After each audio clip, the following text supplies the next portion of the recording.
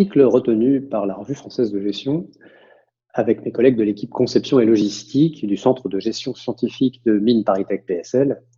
Nous montrons que la gestion de crise, et notamment des crises graves comme celle du Covid, exige des cellules de crise, des war rooms, qui d'une part fassent preuve de rationalité, mais de rationalité inventive, et pas seulement décisionnelle, et d'autre part soient capables d'activer les forces créatives et pas seulement d'assurer l'exécution des décisions.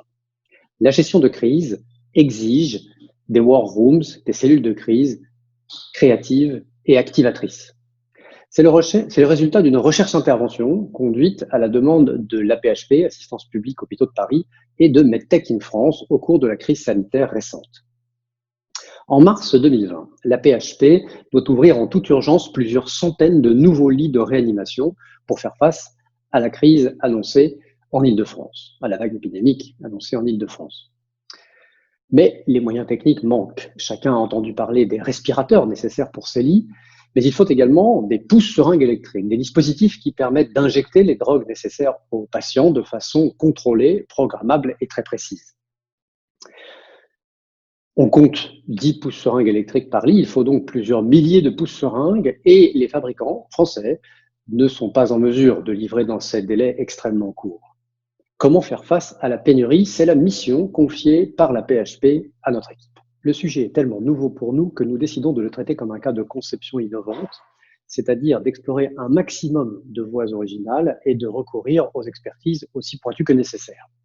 Très rapidement, la consultation des professeurs de réanimation et des experts internationaux nous montre par exemple que l'impression 3D ne saurait être une solution suffisante, mais d'autres pistes sont possibles. Peut-on, par exemple, activer des réseaux logistiques qui permettraient d'aller chercher les pousse-seringues dans les universités, les laboratoires, voire jusque dans les usines chinoises? Existe-t-il des dispositifs alternatifs qui seraient moins sujets à pénurie? Est-il possible de prendre en charge les patients Covid de façon plus économe en pousse-seringues? Mais surtout, au fur et à mesure de ces explorations, nous constatons que des forces créatives sont déjà à l'œuvre dans les hôpitaux. Médecins réanimateurs, chefs de service, pharmaciens, pharmaciennes, ingénieurs biomédicaux multiplient les initiatives. Et c'est là le paradoxe de la situation. Partout, des initiatives ingénieuses émergent, mais l'action collective qui en résulte ne suffit pas à faire face à la crise, voire l'amplifie en créant le sentiment d'efforts dispersés, en proposant des solutions trop locales, parfois insuffisamment validées, et finalement en limitant la capacité à faire face à la pénurie.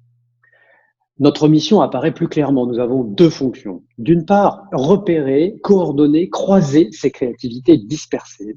Et d'autre part, explorer de nouvelles voies, être capable de mobiliser de nouvelles forces dans des domaines qui ne seraient pas encore explorés. Quels sont les résultats?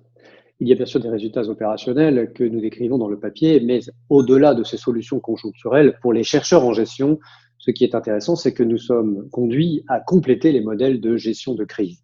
En effet, les modèles traditionnels relèvent généralement de deux approches. D'une part, l'anticipation, et d'autre part, la possibilité d'une créativité locale au plus près du terrain, nécessaire lorsque la crise survient. Mais nous montrons que nous avons été conduits à mettre en place un acteur inédit. Ce n'est pas le comité d'experts disposant de solutions connues. Ce n'est pas non plus le planificateur central vérifiant l'application de ces solutions. Car ces deux acteurs existent déjà, mais l'intensité de la crise rend leur action extraordinairement difficile.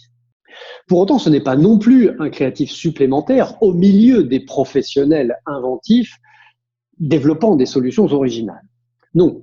Entre le planificateur central démuni et les créativités dispersées, un nouvel acteur est nécessaire, capable de déployer une rationalité inventive et collective, capable du coup de mobiliser les forces créatives nécessaires pour répondre à la crise. En conclusion, notre travail montre l'intérêt de ces war rooms créatives et activatrices au cœur de la crise, mais il montre aussi l'intérêt de se préparer à cette rationalité. Il montre l'intérêt de formation, d'éducation qui forment à la rationalité inventive et créative pour faire face aux crises futures.